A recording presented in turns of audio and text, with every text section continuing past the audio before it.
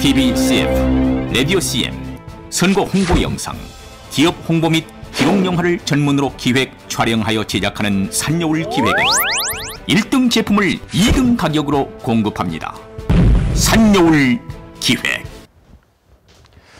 한국의 신화의 47번째 창세기 6장입니다. 창세기 6장은 하나님의 아들과 사람의 딸들이라 이러한 것 때문에 많은 논란이 있습니다.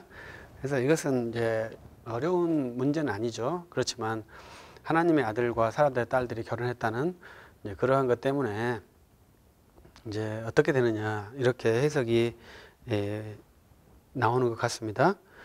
이제 그러나 본래 영체하고 우리 인간하고 영혼과 인간이 교접할 수 있다, 성관계를 할 수 있다, 이러한 것은 아주 신화적인 것이죠. 그렇기 때문에 그렇게 말하는 순간 성경 창세기 1장부터 11장까지를 최소한 신화문서로 전락시켜 버리는 것이죠.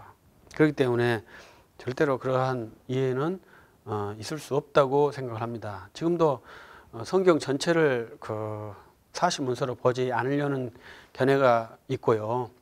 보려고 해도 11장까지는 사실로 보지 않으려는 견해가 있습니다. 그래서 창세기 1장부터 11장까지를 원역사라 이러한 표현을 쓰거든요. 그러면 그러한 표현에는 근본 역사라 이러한 표현보다도 믿기 어려운 역사다 이러한 표현으로 이해를 하셔야 돼요. 그래서 우리가 신학자들이 그걸 쓸 때 주의해야 할 것이 많죠. 왜냐하면 우리는 그 16세기, 17세기, 18세기 형성된 이신론 때 이미 성경이 그 사실 문서가 아닌 것이 확정이 됐거든요. 그래서 그 당시에 이제 18세기, 400년 동안 이미 세계 지성은 성경을 참 문서로 사실 문서로 보지 않는 그러한 것이 형성이 되어 있어요. 그래서 그런데 희한하게 우리 한국 교회는 이 성경을 사실 문서로 보는 그러한 독특한 거예요. 세계에 유례가 없는 그러한 의식 구조가 한국 교회에 있어요. 그리고 그것은 이제 중국 교회도 그런 것 같더라고요. 그리고 이제 아시아 교회들은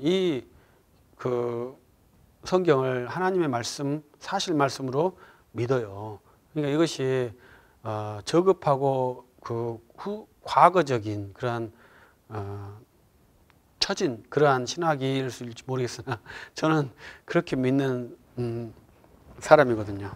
그래서 이 창세기 1장부터 11장까지 그 후에 모든 66권을 사실 문서로, 진리 문서로 그렇게 봅니다. 그래서 6장에서도 이 하나님의 아들과 사람의 딸들이 결혼했다는 것은 이렇게 영과 천사와 인간이 결혼했다 이렇게 이해하는 것은 절대로 용인할 수가 없는 것이죠. 그럼에도 불구하고 이제 여기에서 사람의 아들들은 이제 그 아담의 후손, 셋의 후손들이라고 볼 수 있고 이제 사람의 딸들은 가인의 후손이라고 볼 수 있죠. 그런데 여기서 이제 그 타락의 원인이 뭐냐 이렇게 했을 때 사람의 아들들이 하나님의 아들들이 사람의 딸들과 결혼했다. 이 혼인제도의 문란이거든요. 혼인제도가 문란이 되면 부패가 심각해진다는 거예요. 그래서 이 혼인제도에 대해서 잘 이해를 잘 못 하시는 것 같더라고요. 그래서 저는 이제 우리나라 드라마를 보면 거의 출생의 비밀이 있어요. 근데 이 출생의 비밀은 혼인 관계가 불란한 것이거든요. 그리고 거의 두 번째 아내가 등장을 해요. 두 번째 아내라는 것이 상당히 중요한 거거든요. 그래서 그럼 우리나라 조선시대 때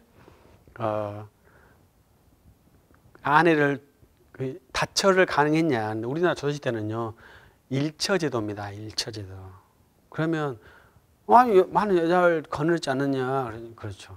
그때는 첩이에요. 그러니까 첩제도예요.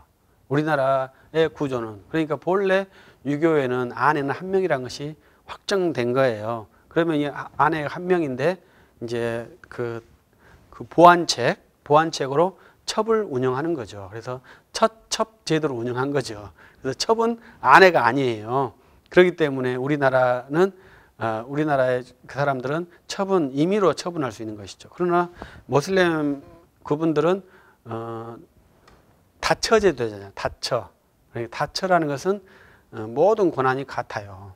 그래서 4명의 부인이 있다면 4명의 부인에 똑같이 되는 거예요. 근데 이러한 모든 것이 다 결혼 제도가 완전하지 않고 불안한 거잖아요. 이 결혼이란 자체가 남과 여자가 만나는 자체가 불안한 거예요. 분명한 것은 우리가 성경적인 것은 일부 일처가 정상이다, 가장 정확하다 이렇게 말하죠. 그럼에도 우리가 나중에 보면 십계명에서 보면은 남의 아내를 탐내지 마라 이러한 규정이 있지 않습니까? 그것도 그 가정제도, 혼인제도를 파괴하는 형태거든요. 그래서 부정한 것이고요. 지금 현재로서는 하나님의 아들들이 혼자 살고요. 하나님의 딸들이 혼자 살고요. 이러한 일들이 싱글족들이 일상화되어 버리잖아요. 그러니까 아주 위험한 것이고요. 또 여자가 여자를, 남자가 남자를, 동성애가 또 발생해 버렸잖아요. 그러니까 그것도 희한한 것이고요. 그래서 혼인제도가 문제가 발생하는 것은요, 사회의 부패가 심각한 것입니다. 그래서 참 희한한 것은 이 동성애 제도를 합법화하는 데는 거의 다 기독교 국가라 이 말이죠. 그런데 그러한 기독교 국가에서 동성애를 합법화했을 때 그에 대해서 나타나는 현상은 뭐냐면 이슬람 분들은 세력이 마구마구 증가하는 거예요. 유럽의 이슬람 모슬렘 인구가 계속 증가하잖아요. 그것은 전도를 통해서 아니라 자연 생식을 위해서 증가한다고 그렇게 말하지 않습니까? 크리스천들은 동성애, 싱글족 이런 걸로 통해서 생식을 하지 않는데 이 모슬렘들은 4명의 부인을 둬가지고 가능해서 생식을 많이 하니까 당연히 경쟁이 안 되는 것이죠. 그러면 사회가 불안이 증폭되고 많은 위험 요소들이 발생하지 않습니까? 그래서 이 혼인 제도라는 것은 가장 정상적으로 운영될 때 가장 이상적인 사회가 구성되는 것 같아요. 그래서 우리나라도 혼인 제도를 위협하는 다음 세대가 바로 이혼이라는 그러한 것이잖아요. 이혼이 일상화됐죠. 그러니까 혼인을 파기하는 그 이혼이 아주 일상화된 거예요. 그렇기 때문에 우리 사회도 심각한 부패가 진행하고 있다. 이렇게 이해하면 좋겠죠. 거기에서 가장 심각한 것은 혼인 제도의 문란이죠. 그래서 우리 그리스도인들은 더 혼인을 해야 하고, 그래서 저는 제 자녀들에게도 빨리 결혼을 하자. 그러면 돈도 없고 집도 없고 그런데 어떻게 혼인을 할까요? 그래도 우리가 원리는 빨리 해야 하는 것이 맞는 것 같다. 빨리 하자. 해보자. 그렇게 제가 제안을 해요. 대학교 2학년, 3학년인데 빨리 결혼을 하자고 제가 아무것도 없잖아요. 제가 집을 제공할 힘도 없고 또 학비를 제공할 힘도 없는데 결혼을 빨리 하자 하니까 우리 아이들이 상당히 난감해하고 황당해하는데, 그래도 이 혼인 제도가 정상적으로 돌아가려고 하는 것은 빨리 결혼하는 것 같아요. 빨리 일부 일처가 결혼을 해서 많은 자녀를 낳은 것이 가장 정상적인 혼인 형태, 결혼 형태 같아요. 그래서 그렇게 해야만이 이 사회가 튼튼해진 것이죠. 가정이 가장 이 사회의 기본 요소잖아요. 그러니까 그 가정을 이루는 그 관문이 혼인인데 그 혼인이 깨지면 가정이 깨지는 것이고요. 가정이 깨지면 사회가 깨지는 것이죠. 그래서 우리 사회에 부패가 많고 그리고 이제 하나님께서 이제 이들을 심판하는 방식으로서 생명을 120년으로 단축시키는 거죠. 그래서 우리의 생명이 120년이 정상 수명이죠. 우리가 모세 이후로 120년을 산 사람이 성경에는 별로 등장하지 않는 것 같죠. 그래서 모세가 아주 중요한 기점인데요. 모세가 시편에서 표현한 것은 우리가 잘하면 70이고 강건해도 80이다. 이렇게 이러한 표현을 모세가 썼어요. 그래서 인생이 120년을 살아야 하는데도 불구하고 70년, 80년을 밖에 못 사는 그러한 인생이죠. 그러니까 우리의 생명이 120년 동안 건강하게 사는 것이죠. 그래서 우리의 좋아하는 번호가 9988이잖아요. 99세까지 팔팔하게 살자. 예? 88세까지 구구하게 사는 것이 아니고 99세까지 팔팔하게 살자. 이런 것이죠. 120년을 살아도 팔팔하게 살아야 되겠죠.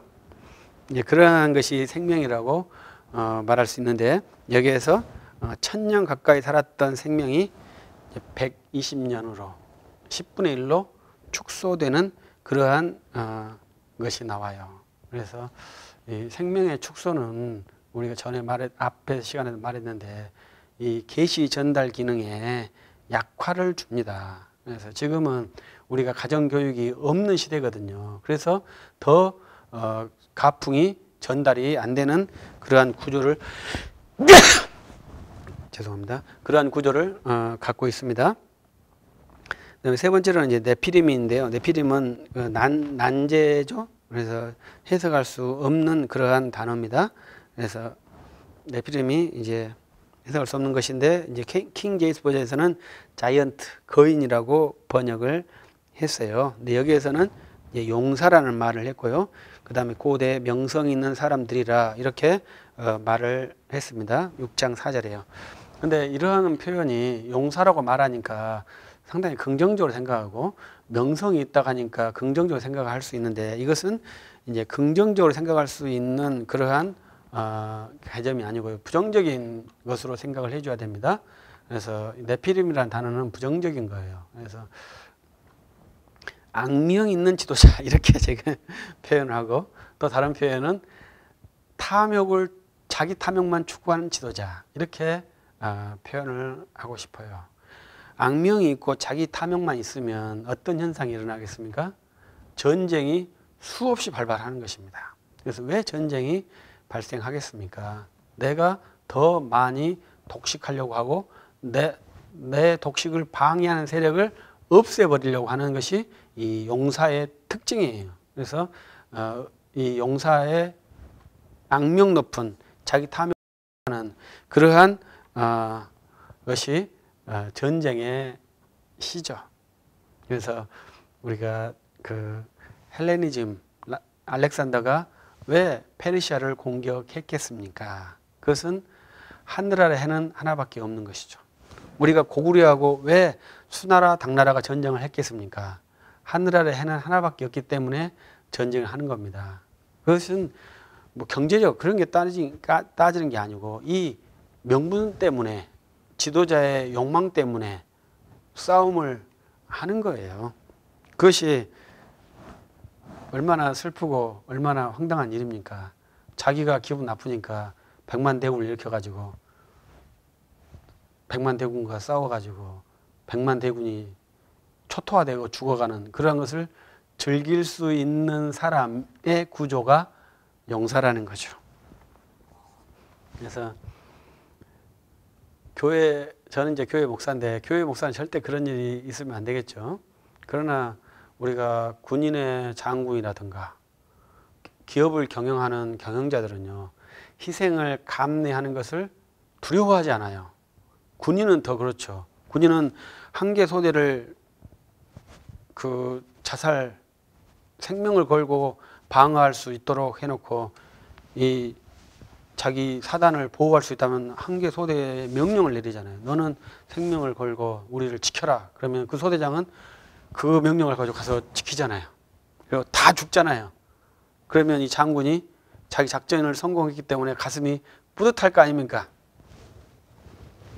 이것이 용사라 이 말이죠. 근데 저 같은 사람은 나 때문에 어떤 사람이 힘들다 하면 그것 때문에 잠을 못 자는 그러한 사람이기 때문에 용사는 못 되겠죠. 그래서 우리가 멋있는 남자 이렇게 하면, 멋있는 남자는 대부분 그런 사람을 멋있는 남자라고 하잖아요. 정복자, 독재자 이러한 사람이 사나이라고 그렇게 말하는 것이잖아요. 그러나 우리 대한민국의 대통령, 영웅들이 그러한 사나이가 영웅일까요? 그가 영웅이 되기 위해서는요, 어마어마하게 많은 사람이 죽어야 하는 거예요. 절대로. 그래서 영웅은 없는 겁니다. 영웅은 잔인한 거죠. 근데 성경에서 용사라고 표현하기 때문에 이것을 긍정이라고 생각하시면 안 돼요. 이건 굉장히 가슴 아프고 잔혹한 단어예요. 그래서 네피림은 그러한 잔혹한 개념이 인간의 잔혹한 개념을 그대로 표현해 주는 거예요. 인간이 자기의 목적 성취를 위해서 타인의 생명을 앗아가는 것을 두려워하지 않아요. 죄의 아주 극한 모습인 것이죠. 한두 명이 아니라 자기 목적 성취를 위해서 무참히 처결을 해도 그 자기의 부하들은 박수 쳐주고 훌륭하고 씩씩하다고 추앙하고 영웅으로 선도해주는 그러한 것이 영웅이잖아요. 그러니까 영웅은 결코 좋은 게 아니죠. 영웅을 우리가 영웅이 없는 사회에 산다면 가장 좋은 것이죠. 우리나라 대통령이 한 국민이 괴로워하는 것 때문에 자기가 잠 못 자고 슬퍼하는 대통령이 있다면 그런 사람 절대로 대통령이 못 됩니다. 네, 그러한 대통령이 있다면 그 나라는 어떻겠어요? 정말 좋겠죠. 교회도 그걸 못 하는데 어떻게 세속 정권이 그걸 할 수 있겠습니까? 그것은 이상에서 나오는 그러한 공동체죠. 정말로 탁월한 지도자가 자기의 헌신적으로 공동체를 섬길 수 있는 것. 근데 그렇게 탁월한 지도자가 헌신적으로 백성을 섬기면 백성들은 어떻게 하겠습니까? 바보라고 쫓아내버려요. 그것이 우리 사회 구조예요. 사람 구조예요. 자기를 압제해주면 그 압제하는 지도자를 훌륭하고 나를 지킬 수 있는 지도자로 생각을 해요. 우리 사람이. 그리스도인은 그렇지 않기를 바라요. 또 교회에서도 그렇지 않기를 바라요. 그래서 저는 제가 뭐 똑똑하거나 훌륭하거나 뭐 큰 목회를 하지 않는 사람인데 정말로 좋은 교회에는 정말로 순진하고 어리숙한 목사지만 정말로 그리스도인을 믿고 설교하는 목사를 정말로 그 지식 수준이 높고 성경도 잘 이해하는 그러한 사람들이 존경하고 함께 세워가는 그러한 공동체가 진짜 이상적인 공동체라 생각해요. 거기는 영웅이 없잖아요. 영웅이 있는 집단은요, 그러한 희생을 당연히 생각하는 집단이에요. 그래서 네피림이라는 것은 그러한 구조가 세팅됐고, 그러한 구조가 지금 우리 사회 구조예요. 언제든지 영웅이라는 것은 타인을 짓밟아야 돼요. 그렇지 않고서는 영웅이라고 말할 수 없어요. 그래서 저는 그러한 영웅이 있으면 좋겠고, 타인에게 이렇게 빌붙어 있는 사람을 영웅으로 생각하지 않기는 바라요. 그건 진짜 부끄러운 일이거든요. 그것은 있으면 안 되겠죠. 그 다음에 노아가 등장합니다. 노아는 당대 은혜를 입은 사람이고 하나님과 동행한 사람으로서 셈과 함과 야벳을 낳은 그러한 사람입니다. 이제 그 7장에서 나옵니다만은 노아가 500세에 그 계시를 받고요. 600세에 홍수가 일어나거든요. 그러면 500세에 계시를 받고 600세에 홍수가 일어났기 때문에 방주를 만든 기간이 100년이 됩니다. 더하기 100을 통해서요. 근데 우리가 이제 방주를 만든 기간이 120년이다 하는 것은 이 숫자에 착각하는 건데, 이 120년은 생명의 연한이에요. 우리의 생명의 연한이 120년이고 방주를 만든 기간은 500세에 계시를 받고 600세에 홍수가 왔기 때문에 100년이라고 보는 것이 성경에 합당한 계산이라고 생각을 합니다. 그래서 오늘 창세기 6장에 제가 하고 싶은 말은 혼인 제도가 잘 지켜져야 되고, 그리고 용사라는 그러한 개념, 우리 쉽게 얘기하는 스타, 영웅, 이러한 개념을 그리스도인은 좋아하지 않았으면 좋겠다.